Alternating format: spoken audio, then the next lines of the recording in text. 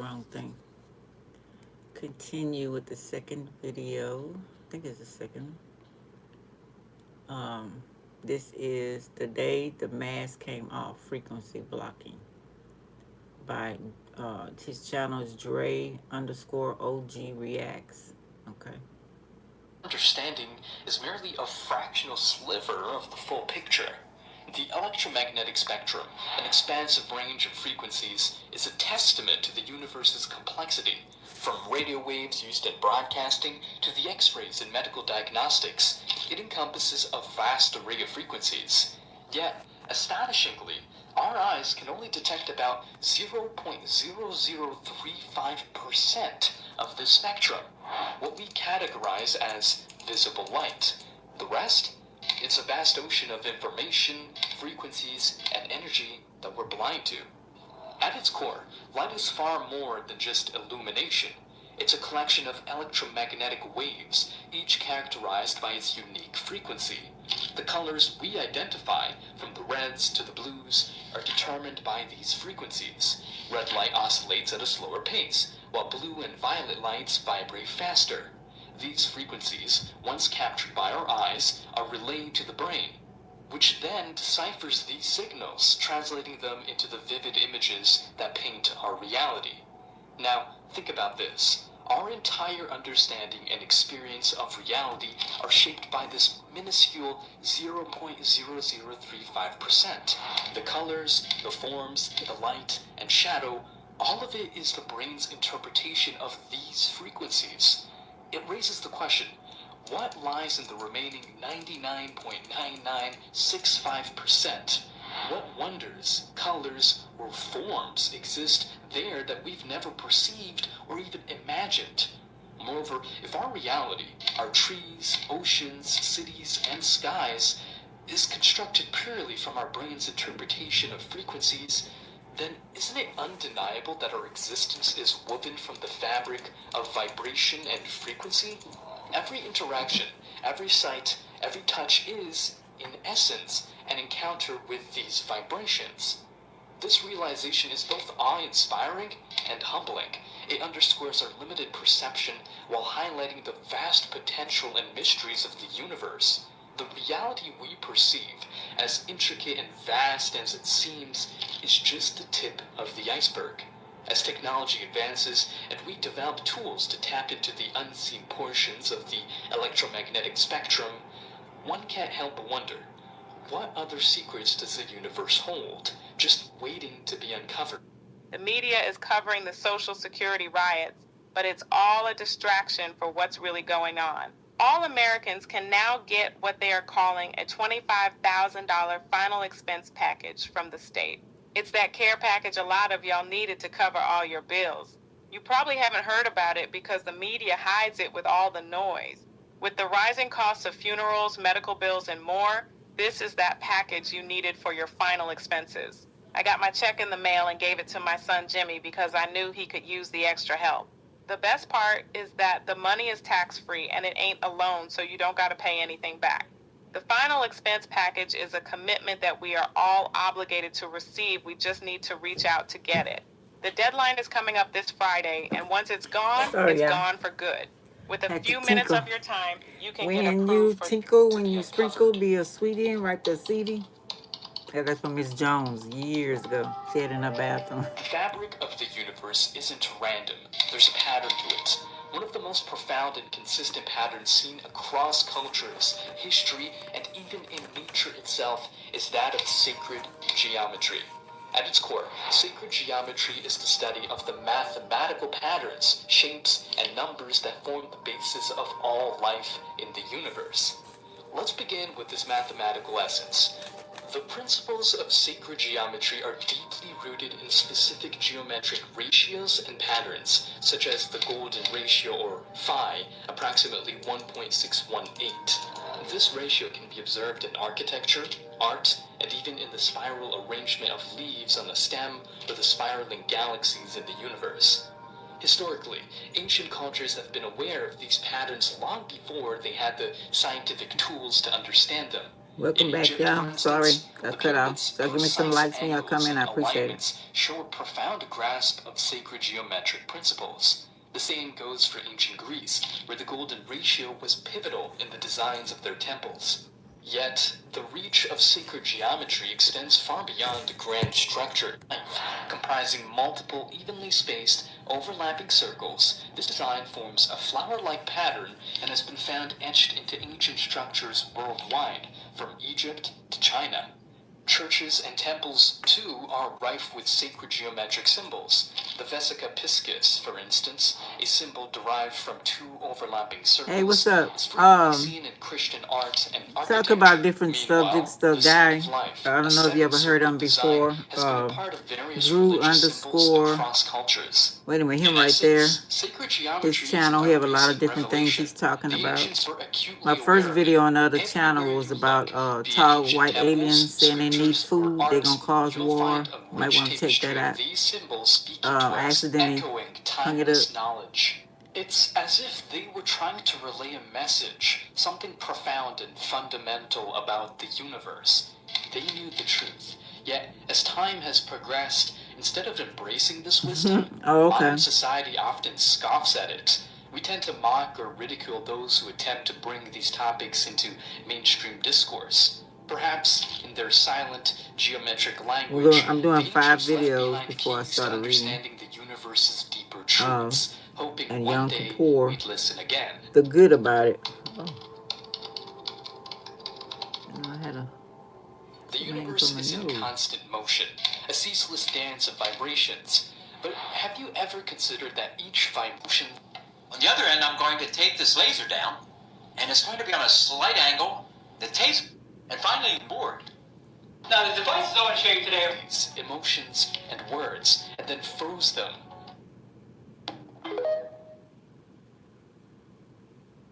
Now, the devices I want to show you today are fairly simple and they're easy to make. This piece starts with either a plastic or a metal can that has the bottom cut out, and it's simply attached to this small wooden board. Over the end, you know how to make holograms? Balloon, and it's going to be held in place by this rubber band. There we go. Boy, that was quick. And finally, this little plastic mirror is taped onto this surface. On the other end, I'm going to tape you know how to make holograms? Down, and it's going to be on a slight angle. The tape's going to hold the laser button on, and I'm simply aiming it right for that mirror. Now, with a little bit of smoke, we can see the incoming beam and the outgoing beam. It's that outgoing beam that's going to form the patterns for us. Now, to use this, I'm simply going to aim that laser to the back wall and make sounds into it. What is it saying? Let me read that. How to create your own somatics. The device watches you can see the frequency of your own voice. The frequency is sound from geometric shapes and is visual proof that sound creates matter. Somatics. Never heard of that before. That's so dope. Somatics.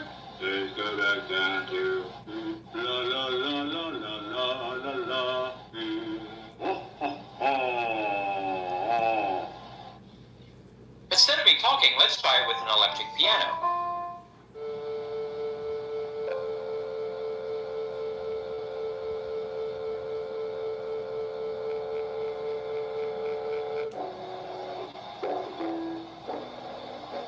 As would be expected, I'm getting patterns that are quite a bit bigger using a speaker, anywhere from 2 feet up to about 6 feet wide.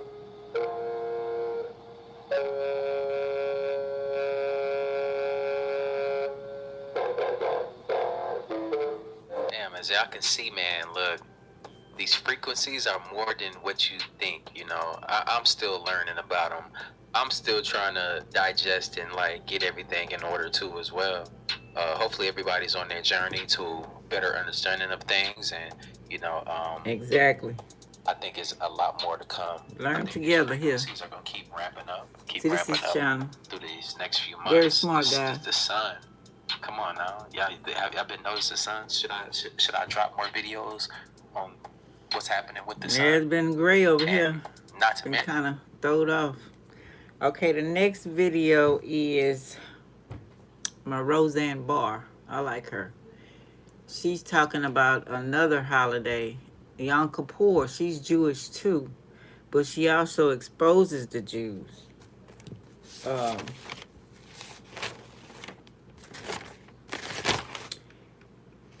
it says, let me find it.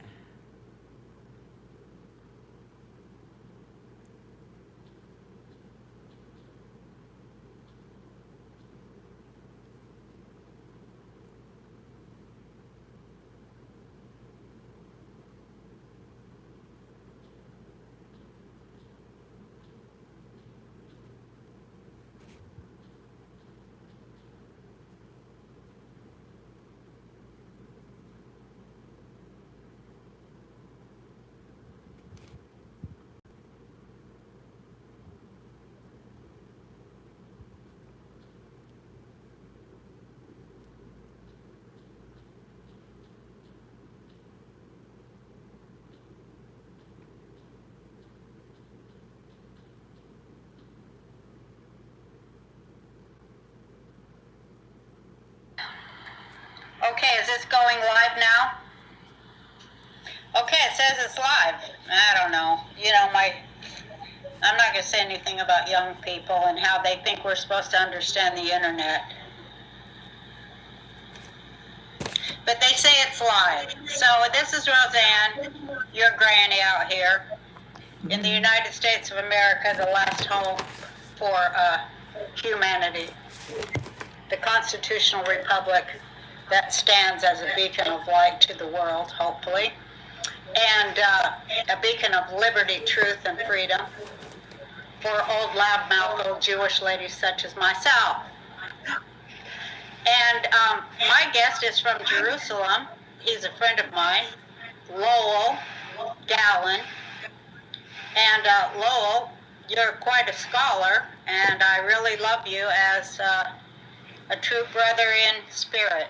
Welcome to the show today, which we're calling Q News for Jews and Their Friends. Thank you. Well, what have you got to say for yourself, Lowell? Well, the first thing I would like to say is greetings to your viewers and listeners, and happy Mother's Day to our Lady Roseanne, Thank you. America's mom, Granny Rose, a biblical Boudica, Esther, Devorah, Hannah, and High Priestess of Heaven.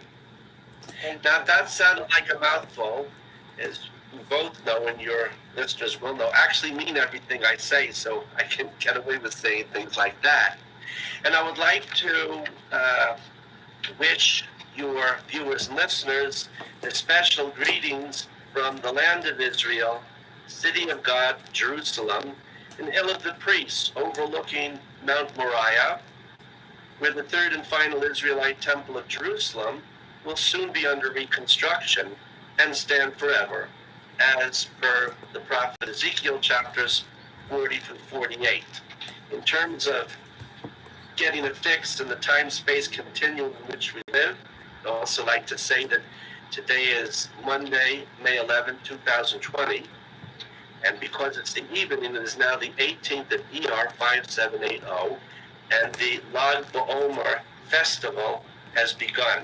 It's the day when the soul of Rabbi Shimon Bar Yochai, author of the Zohar, of which Our Lady Roseanne is a master, Rabbi Roseanne, when his spirit returned to the heavens, and it's the day when my spirit came down earth into my terrestrial human body. We're all spirits in terrestrial human bodies.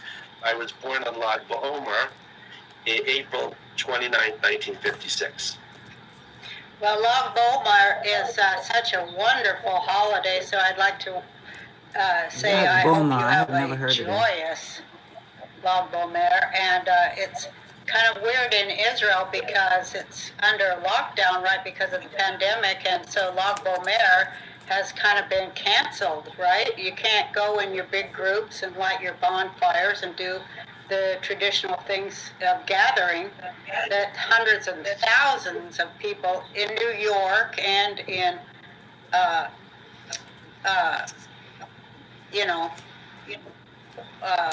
dang, I'm blank on the name now. is it Marot? What is it? I forget the name. Maroon, I think. Maroon, I'm sorry. Maroon, yeah, yeah, where, everybody celebrates the day. But there's a lot of stories that people don't know about Lag BaOmer, so I thought I would connect people. And the thing I love to talk about in public about Judaism is the history of Judaism, the history of the Jewish people. Because, the other stuff is not really for public, too much for public. Who is that? Debbie? Oh, I want to talk to Debbie. Hold on. Oh, sorry. A master is calling me. Hold on. A master on Lag BaOmer is calling me back, so hold on, Lowell. You want to speak about? Yeah. Hi. Hi, Debbie. I've got... Hey. Debbie, what were you going to tell me? Did you find out about Rabbi Akiva? Yeah, I just sent it to you. I just sent it to you by text. You just click on it. It's the Tzaddikim. It's the 10th of Libra. Oh, thank you so much, Debbie. I love you. Okay. Talk to you soon. Bye. We got- Oh, good. I got a text that we can add to our treasures here. Hilula Day. If you let's see. According to Kabbalah. Okay, so my mother. Listen to this. I called my mom and I'm like, Mom, what do your prayer book say about Lag BaOmer? Because the thing I find so amazing is the radical difference in the various Jewish prayer books. It's crazy. At my mother's, it says that Lag BaOmer is the death date of Rabbi Akiva, one of the greatest rabbis who ever lived, during the destruction of the Second Temple, which Christians, that's, the Bar Kokhba revolt, where, they think they know history, but they got a couple of missing stuff and things in there that I want to tighten up for them. But it's not at all. Debbie, I said, check this. I've never heard this before. Debbie, can you research this for me? So she did, and it is not the date where Rabbi Akiva died whatsoever. It is the date where Rabbi Shimon Bar Yochai, author of the Zohar, he didn't just die. He directed his soul to leave the world so that people would celebrate this day, because he knew we would forget unless he left the world on that day. And what is it that we remember on this day? The 33rd day of the count of the Omer. Right. What we remember is that the 33rd letter in Genesis is a T, which stands for good. T means good, tav, good, goodness. And this is the day of goodness. And that's what we must remember. And where that comes from is on the 33rd day of the count of the Omer is where we received manna from heaven, the magical food that fed us. And it didn't just feed us, it enlightened us. It enlightened an intellectual and spiritual spark within us that finds its zenith on Hanukkah. So I just wanted to tell people that. And so tonight we stay up all night studying. And if we can indeed stay up all night studying the Zohar, the Book of Light, then we can really fill ourselves with a lot of light, because this day is 25 days until Shavuot, which is the day we receive the revelation. We receive the revelation on Mount Sinai. So we are preparing our vessel, which is, I'm going to read this too. Michael, look at my description box. About our vessel, our dress. And tell me if you agreed and come back. For souls to come to this earth. Somebody makes a certain color, another color. Y'all give me some likes when y'all come in. I appreciate it. How y'all doing? Welcome, welcome. That just studying, listen to different things. This is the day of the soul. And we are readying our soul on this day to receive, again, as we do every single year, a revelation from Sinai, which never gets old and it never changes. Right.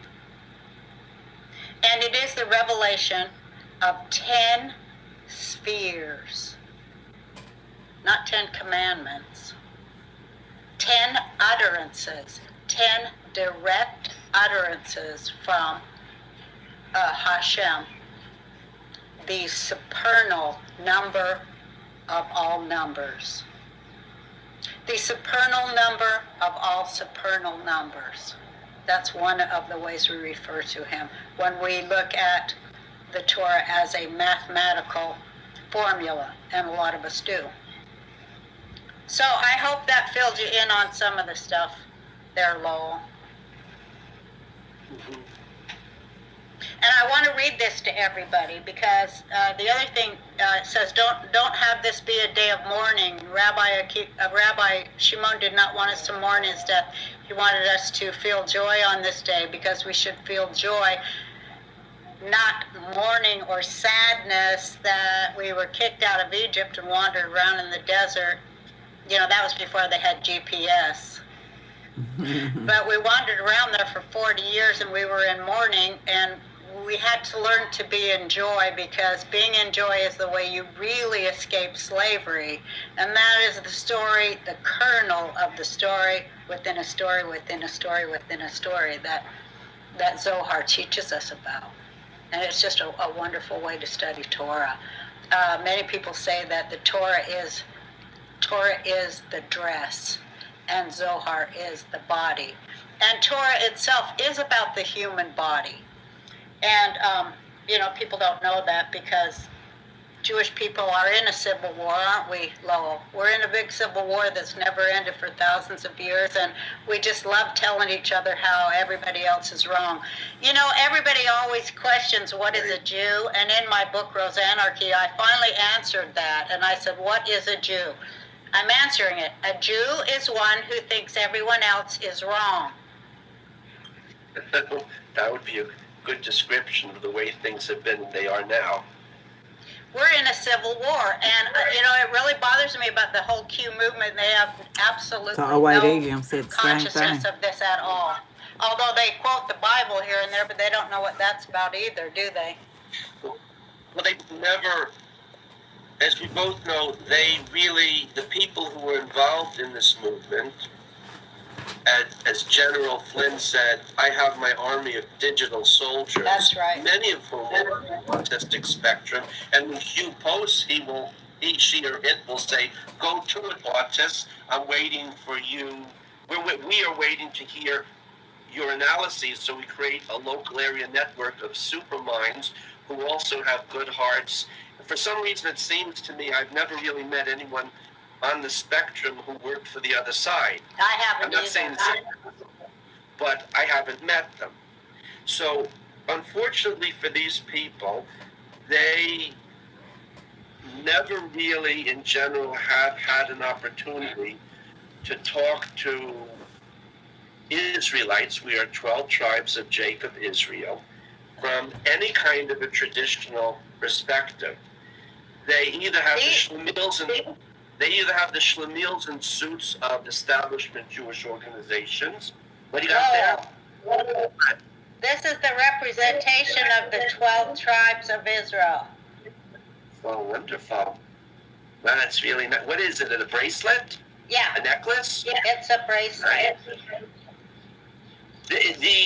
As we ourselves have experienced, all we can do is fire brigade coming to the rescue, attempt in a small way to, like the Dutch boy with the finger in the dike, say, we can't change what you have not had. My people are starved for lack of knowledge, whether it's the children of Israel or everybody, but we can attempt to give the folks out there who actually, rather than talking to themselves or their corner candy store preachers and pastors who are world-leading experts on Jews, Judaism, Israel, and really know nothing about it.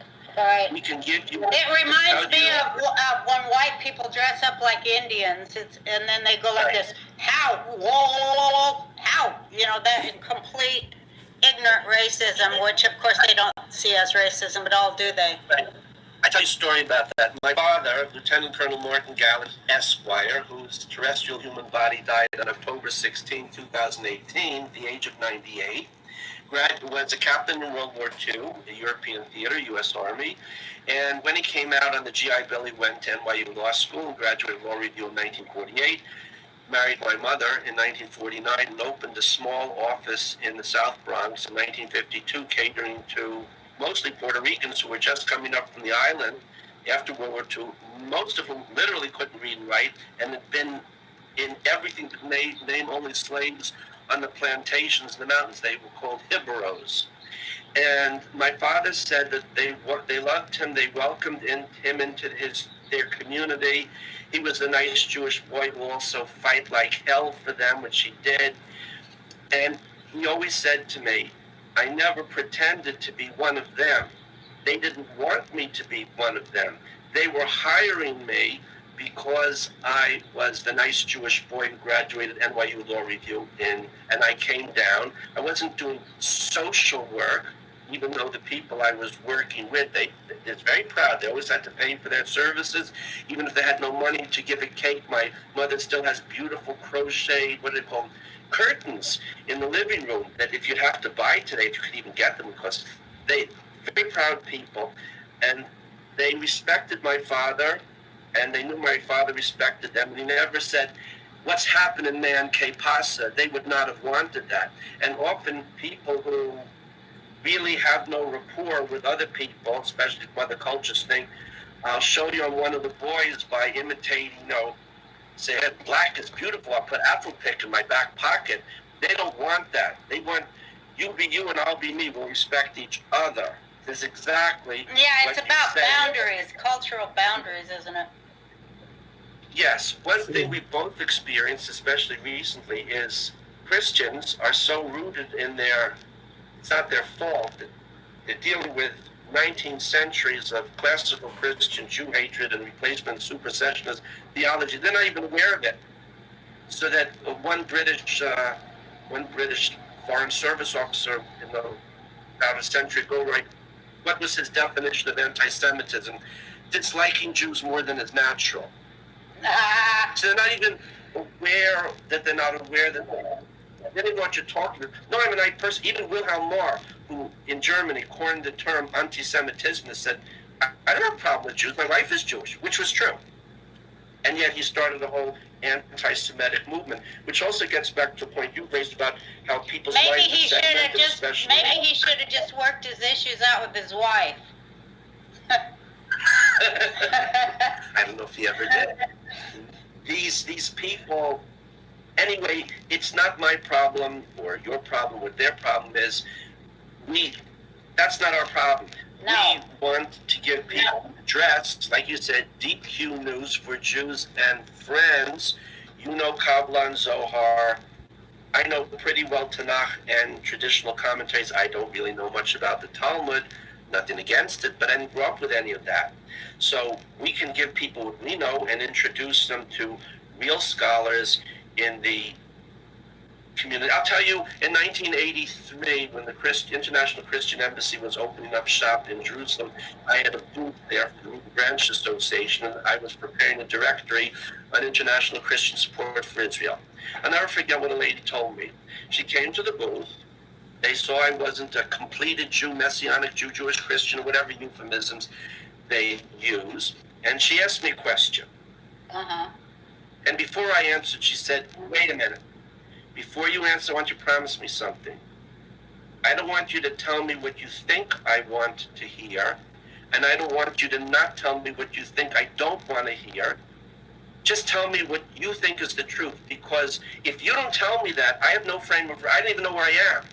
I may believe what I believe, but without reference to you being the North Star, being, the spiral, but it goes forward on an axis. The serpent's right, Isaiah 27, verse 1.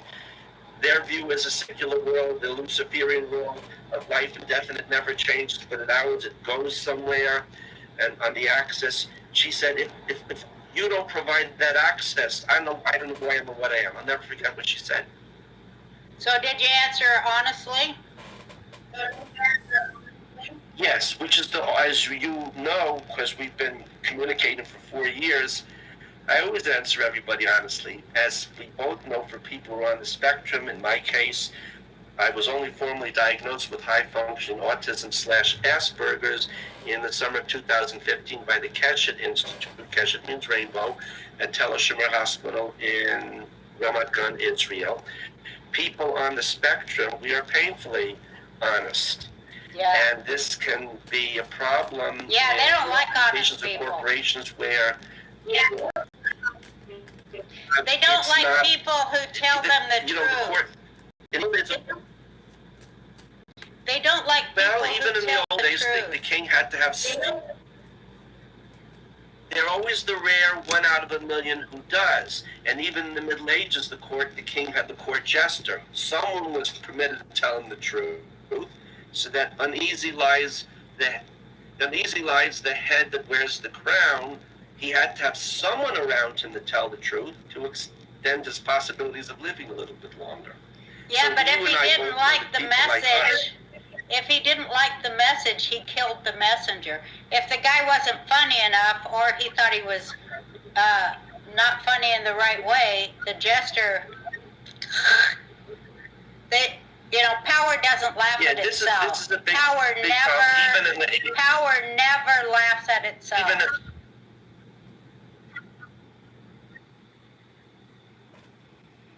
I guess that's why the Trump team are so funny. I know, right? I like Roseanne. General people on our side in she got some great things to say. Movement have a good sense of humor, and people on their side don't like humor. Humor is very threatening. In general, dictators don't like anyone to tell jokes about them, and maybe around them, but you don't. Certainly in the Arab and Muslim world, you never make fun of the ruler. You'll be dead. Hey, Generation X. Forbidden. And as we also, I so feel sorry for comedians.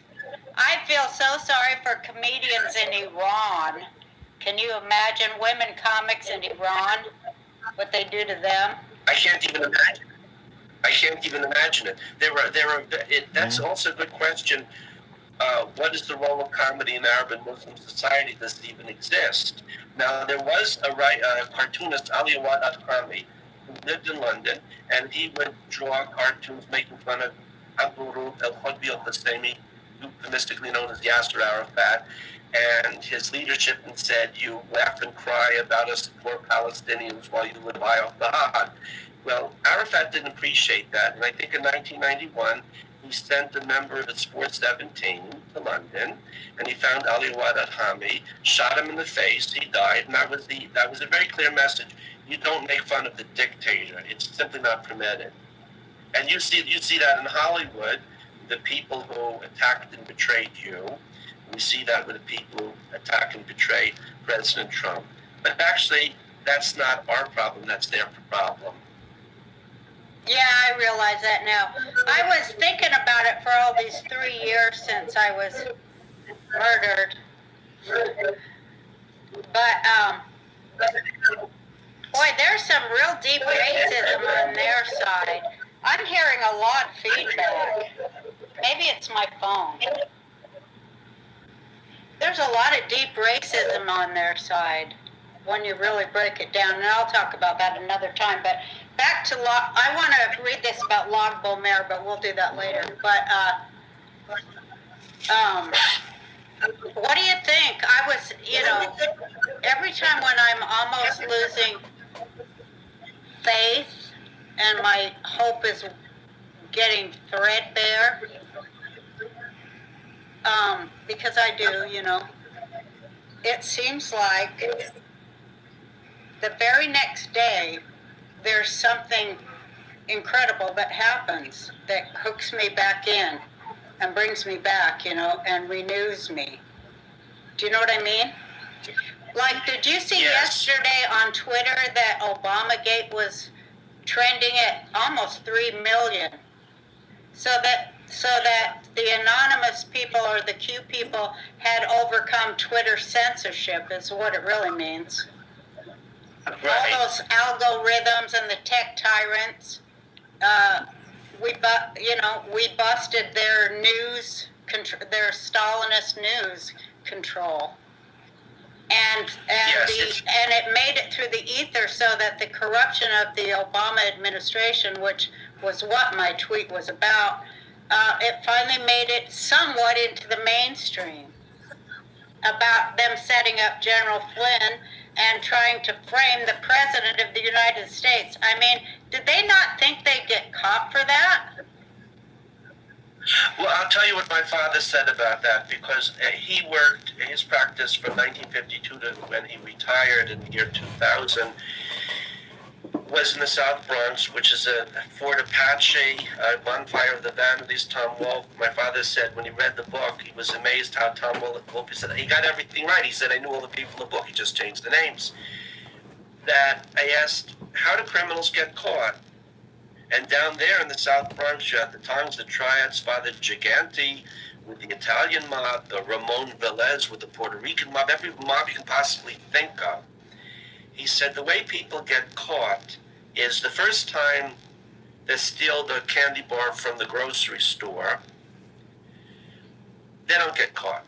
They say, well, I'm doing pretty good. Then they can steal it again, second time, third time. They keep doing it. Maybe they keep doing more. And they develop a sense that, well, I'm invincible, I have a lucky star, I have an angel watching out for me. If you do that long enough, you get sloppy, and you may not get caught, but usually, sooner or later, you get caught on something. Al Capone, they got him on tax evasion.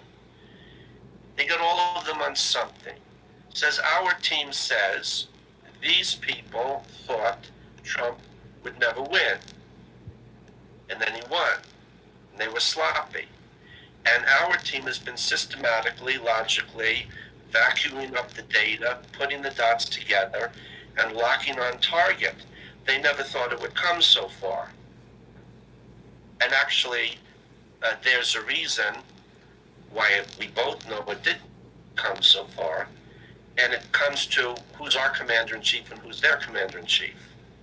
Their commander-in-chief is a fallen angel, Lucifer, his demons, and their earthly serfs, slaves, and servants, of which they are members. Our commander-in-chief is the creator of the universe, Genesis 1:1. In the beginning, God created the Elohim, the heavens, and the Shemayim, and the earth. That's it, ground zero. And he created the dark forces, the light forces, the good angels, the bad angels, leaving aside the issue of free will and rebellion in the earthly and extraterrestrial and heavenly spheres. Well, these people bet on the wrong. Yes. Yeah. But here's something that everybody needs to hear, in my opinion. Yeah, God created everything, including the other side.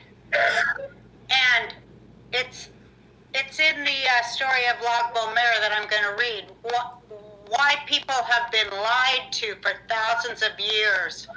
For thousands of years. All of us. Every single one of us have been lied to. And Lag BaOmer is about, you know, they always say think outside of the box, and then they just have a bigger box. But Lag BaOmer is about thinking inside the box, the cube of life, the four-sided, the cube, okay? Think inside the little tiny box that creates life, the life force and everything in it. The cube of space, mathematics. Think in logical terms. That's what you were created for. You were not created to sit there and think in supernatural devil ways. You better wake up. Right, absolutely. This book, I have this book here, which is by a Kabbalist, Rabbi Yitzchak Ginsburg, and it's called Awakening the Spark Within, 5 Dynamics of Leadership That Can Change the World. When I first got the book, I thought, oh, another self-help book with a little Kabbalah whipped cream put on the cake, but it wasn't. The more I read it, the more I get out of it. And he says, just like you say, he says, the way to the spiritual is through the physical. That's right, and that's what Torah teaches us. And nobody, none of them, they've kept it from us. They've lied to us. They've shielded it. But this is the night where we break their spell. They're dirty.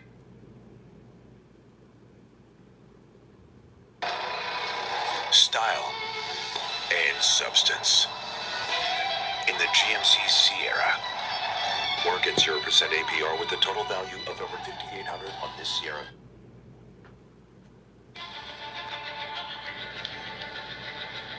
For billions of people, the Bible is the most important book ever written. Okay, is this going live now? But, boy, there's some real deep racism on their side. I'm hearing a lot of feedback. Vacuuming up the data, putting the dots together, and locking on target. They never thought it would come so far. And actually, there's a reason why we both know. They made me lose my spot, so I'm going to go to my next video. My next video, we're going to talk about Yom Kippur. That starts on October 1st. And the Day of Atonement. Now, I don't agree in everything. Everything they talk about. But I do, thanks for the hearts. I do agree on fasting. I do agree on cutting. Let me put, I talked about that. I wrote something down.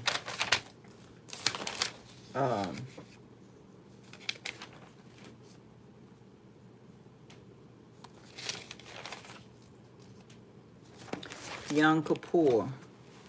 Full moon, October 6th, Aries. Super moon, harvest, hunter's moon. Okay, I talked about the moon. I forgot to put that down there. Holiest of Jewish religious holiday. Forgiveness of sins from the Creator, God, goddesses. On the Gregorian calendar. Day of Atonement. 25-hour fast. Prayer, intense introspection of spiritual purification and seeking forgiveness. Okay. Refraining from work, eating, drinking, or other physical comforts, and by attending some type of, could be at home, you don't have to go to church, for special prayer services that culminate with the blowing of a shofar, S-H-O-F-A-R, a ram's horn, signaling the end of the day, not bathing or washing, no oils or lotions on the body, just pure, not wearing leather shoes and not engaging in sexual relations, renewing by setting aside physical comforts for a day. Good to do so you don't have to be hooked on nothing or anything, because that's they want you hooked on. That's the whole purpose. Any attachments will be broken off. Spiritual renewal, hope, and joy, fresh start, dependent on the Creator and ancestors and yourself. Okay. That's the day of Yom Kippur. So let me see. So this is the 4th video. We'll talk about Yom Kippur.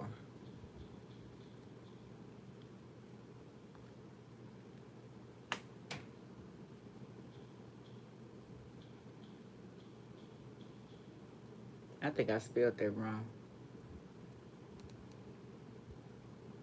Sorry if I spelled it wrong. I'll go back and correct it.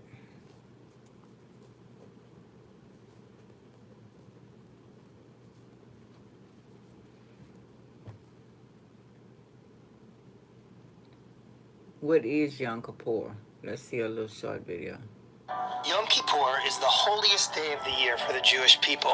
This is the time of year when most Jews show up for services, or at least more than usual. In big cities, you sometimes even need tickets. The place gets pretty crowded. To prepare, during the days before the holiday, people make amends and ask forgiveness from their family and friends, and then the day arrives. We learn, on this day you are to afflict your soul, and Yom Kippur makes atonement for you and all Jewish people. So, how do you afflict your soul? Famously by fasting from food and drink. There are other prohibitions too. No bathing, perfume, sex, or wearing leather. There's a lot of stuff you can't do. Fasting and praying, though, are not enough, as Yom Kippur demands that Jews also commit to changing their behavior. As it says in the Haftorah reading from the prophet Isaiah, an empty fast is not sufficient. This is the fast I desire, to share your bread with the hungry, to take care of the poor, to clothe the naked, and to not ignore our fellows. Traditionally, you spend the entire evening and next day at prayer services. There's many ways that people actually do this holiday. Some people create their own rituals, taking a contemplative walk, or fasting at home. Yom Kippur begins with a service just before sunset called Kol Nidre.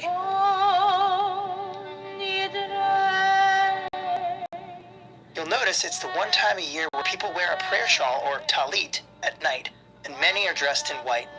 Kol Nidre is a public apology in advance for failing to meet our own vows and admitting we're not perfect. The chanting of this stirring melody is the beginning of a marathon that ends 25 hours later.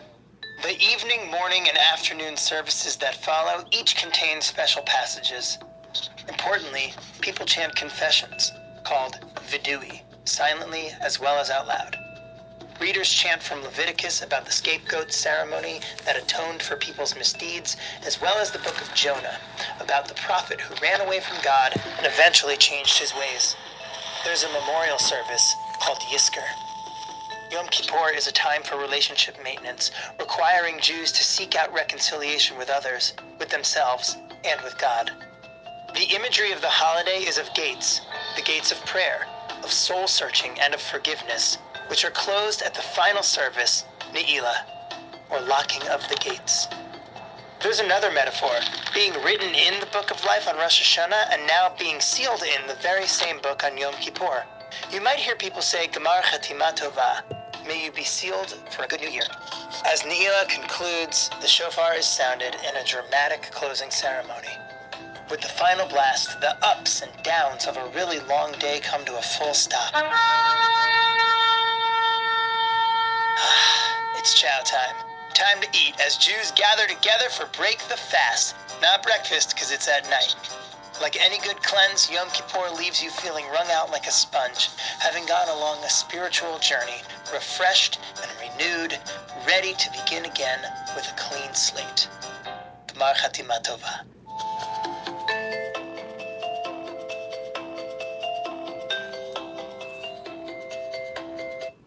Okay, I want to ask a question. What time was the fasting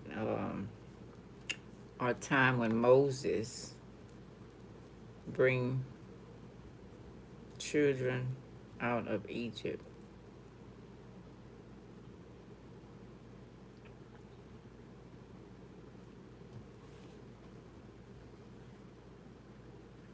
What time of year was Joseph taking the children out of Egypt and had to prepare for that?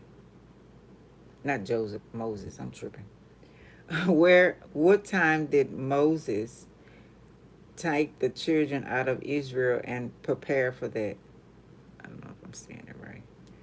Exodus, okay. Aaron and rose to whom the Lord bringeth with a preparation. Wash your clothes.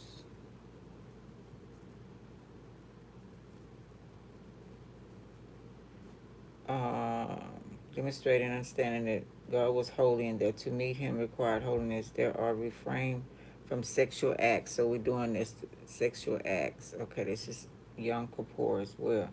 I want to see what's it called?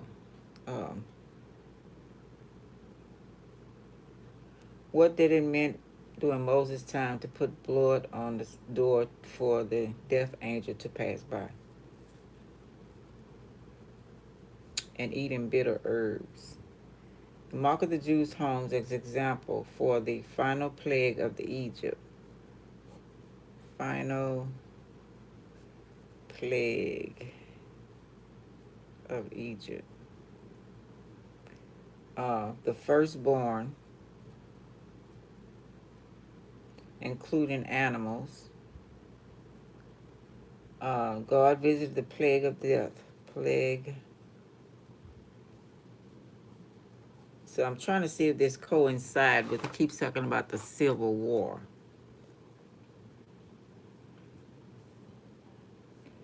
Um, of each Egyptian household by bypassing the Jewish homes.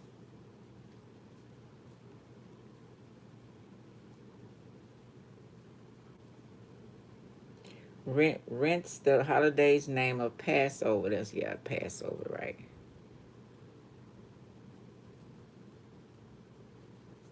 Or P-E-S-A-C-H in original Hebrew.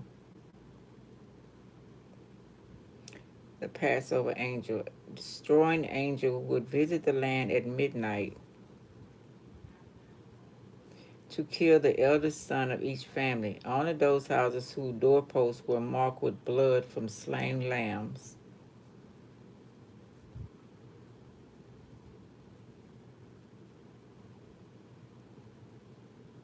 would be spared.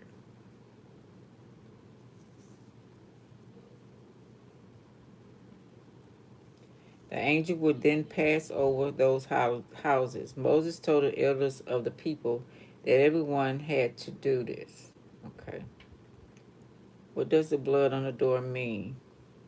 A sign to mark the house in which you live. When I see the blood, I will pass over you, and I will not harm you when I punish the Egyptian. You must celebrate this day as a religious festival to remind you of what the Lord have done. So,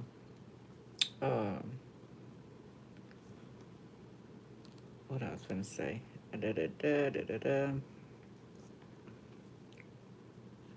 What was the meaning of the bitter herbs during Moses' time to eat?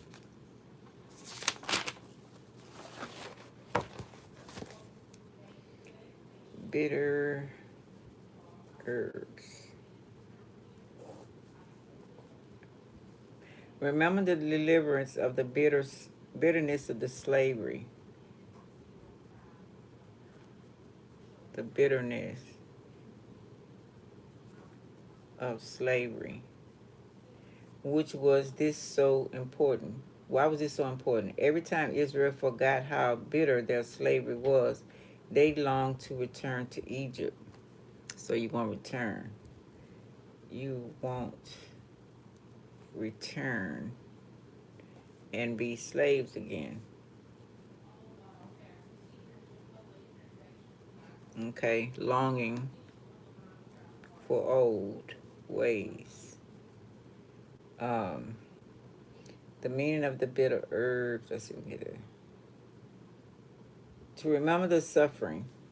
Remember the suffering and captivity. Judas, presented at the Last Supper, reminds us that suffering doesn't only come from the outside. Sometimes it grows within the very community we trust to keep us safe.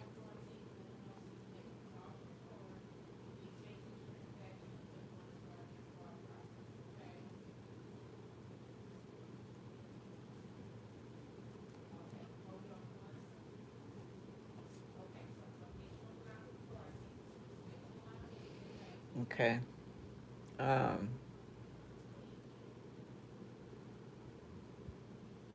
What were the bitter herbs that the Israelites had to eat?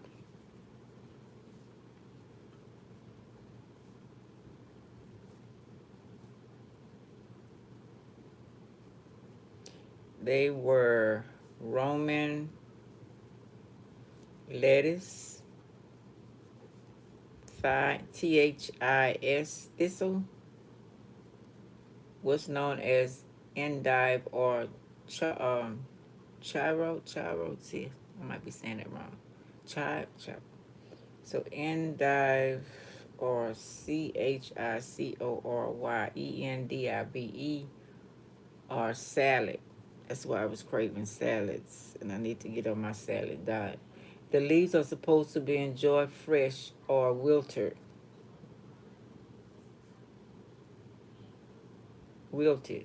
but shouldn't date back to the previous year. Fresh. Um,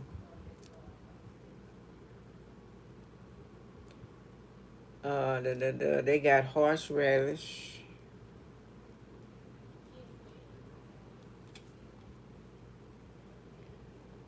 Israel delivered from slavery in Egypt foreshadow God's plan to deliver and redeem humankind through the sacrifice of his son Jesus Christ, the Lamb of God, in preparation for the final plague. The Passover.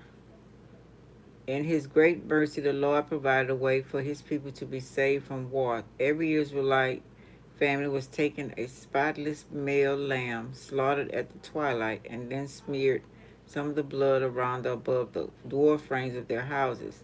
That same night, they are to eat the meat roasted over fire, along with bitter herbs and bread made without yeast. Yeah, bread made without yeast.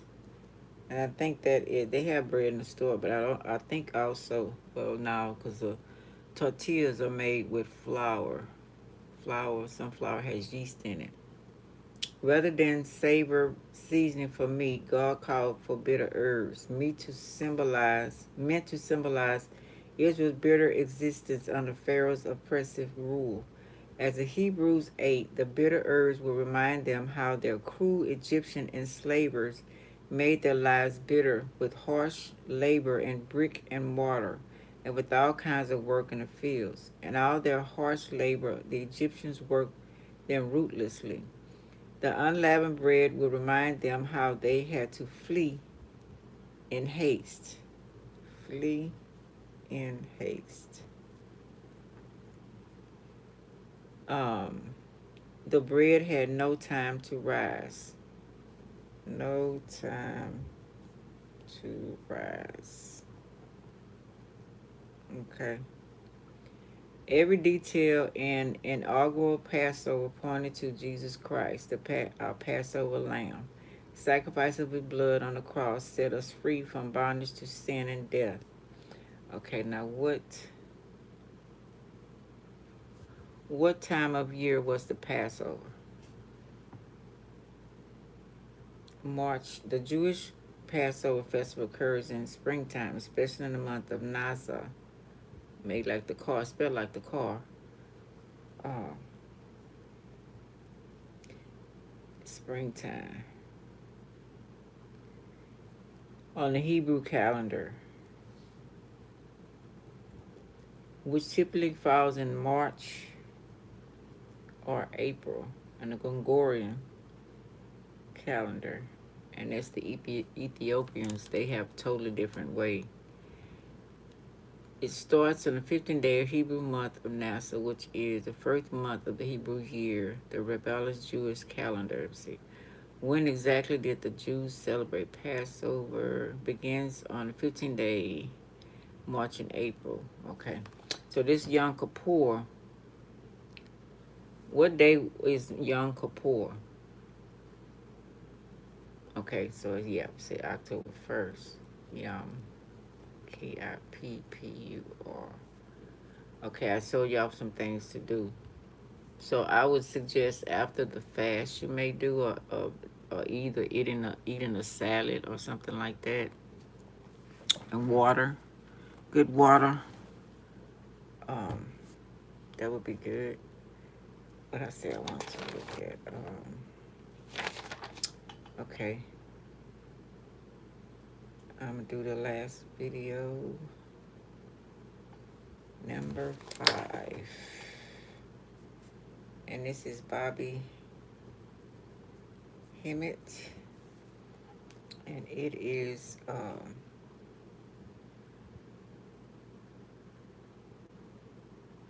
Bobby Hemmett, We Are the Aliens.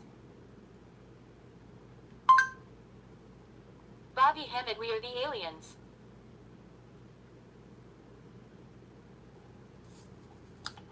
Just buy 2, get 4 free deal is causing havoc. Oh, Here are 3 reasons why you should claim your 4 free bottles of the highest rated hair growth solution. You see what I'm saying? In Nigeria, the high top fade, South Africa, high top fade. But they still follow your trend. You understand where I'm coming from here? So the movie is the advocate. In the movie, they're gonna show you that the gypsies was a black person. Also, they're also gonna show that the white man, if a hog kills somebody, a hog, they put the hog on trial. That's how dumb these people were. They put the mule on trial. So the whole shit was they had this gypsy girl. She had a hog, and they was trying to kill her hog because the hog ran over some child or whatever type thing. And she was telling the advocate had to come in, and he was the person who was sent out by the government to come in and stop all the crazy shit. But it's called the advocate. Very key. We're going to go through some movies tonight, and that's very key. Because your tarot cards, they come from the gypsies. Which the gypsies was nothing but the bastardized leftover children of the Moors. You see, your playing cards came from the gypsies. You see what I'm saying? And all that's what that is. And gypsy is a slang word for Egyptian. Gypsy. You see what I'm saying? Very key. Very key to get that particular part. Very interesting. Look at this. I told you a long time ago that this is beyond the year 2000. Harvard, Yale, Princeton, and all the crackers came on Nightline on the first of the year, and they were laughing. And every cracker, because since you all deal with what the cracker do, I can come with niggas from damn Mullins, South Carolina. I mean, I'm from Mullins, South Carolina. You go down there, the national anthem. I go down to Mullins, the national anthem, that song, it's electric, boogie, yoogie. They can play all the fast shit and all the new stuff, but some night they gotta play that, it's electric, and they gotta do that line dance and shit. And stuff. But my point is, that I can tell you anything, you ain't gonna believe me. The cracker came on TV and said, Harvard, Yale, Princeton, all the big crackers, they say, well, we do know that the older calendars are ahead of the Gregorian calendar, which is the one we own. But they said all of them agree, but we do know based on the Gregorian calendar that the year 1997, based on that calendar, is the year 2000. You see what I'm saying? Now, they did say that the other calendars are even older. The time is even beyond that. Which I told you 1994 was the year 2000. But they were saying even the late messed up calendar, based on the days it was taken out of that, this is the year 2000. Very key that you understand that at this particular time. This is the year 2000. Now, this what leads me to this. Get this particular information. These are some very great times, and you just start rejoicing more than anything. You need to rejoice because every day it gets... Now,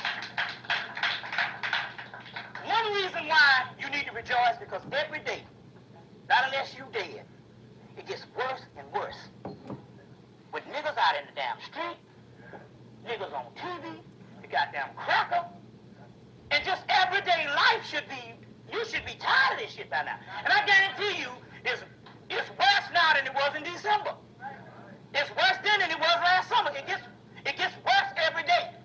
In the mere fact that you even going through this particular part, let you know that it's getting closer and closer. You understand what I'm saying? That's because you're growing tired of it spiritually. Now, am I being witness? Does it get worse every day? Not unless you're a dead nigga. It should get worse every day. You know, we got a bunch of happy people out here, but that's the dead people. But people that's been in the consciousness, it should be agonizing. You understand what I'm saying? It should be agonizing. It should be to the point where you ever get to the point that you don't even want to even fuck around with people. You ever get to the point the damn phone ring and you don't even want to, you say, wait a minute. And in the spirit, last week my brother ordered me a caller ID. Not for the conscious people, but for the niggas. You know what I'm talking about. Let's not be funny with that. But I'm talking about, and we're not looking down on people. This is not looking down on people like we're an elite group. We're talking about solitude is a joyous one. There's a book you need to get, a book called Fire and Ice.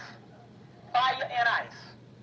A green book called Fire and Ice. It's talking about this Germanic secret society from Germany. And in there they go through the doctrine. And at one point in the doctrine there's a chapter called Solitude is a Joyous One, or Solitude. Which means a certain time when you grow in spirituality, reality. You got to cut yourself off from society, not from the people in the street, not from necessarily the bourgeoisie, but all of them Negroes and all the white people. You get be alone in solitude and try to find you a partner that's gonna somehow be in on it, if not all the time, but sometimes, just so that he don't fuck with you when you just, you know what I'm saying? Even in your house, you got a fool beside you.